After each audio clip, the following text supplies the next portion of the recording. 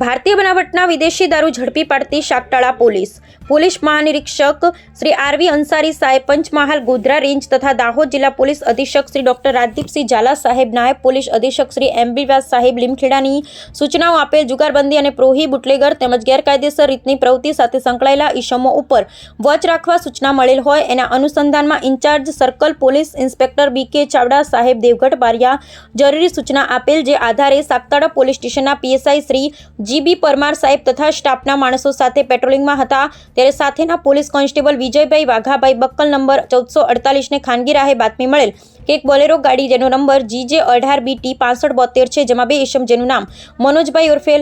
લાલો સુરેશભાઈ જાતે બારિયા રહે આકલી તાલુકો દેવગઢ બારિયા જિલ્લો દાહોદ, ચિરાગભાઈ ઉર્ફે ચીકો સુરેશભાઈ જાતે બારિયા રહે આકલી તાલુકો દેવગઢ બારિયા જિલ્લો દાહોદ, જેઓ વિદેશી દારૂની પેટીઓ ભરી આંકલી દલવા ફળિયામાં આવતા કાચા રોડ થઈને આવનાર એક પાકી માહિતીના આધારે વોચ રાખી ઉપરોક્ત બાતમી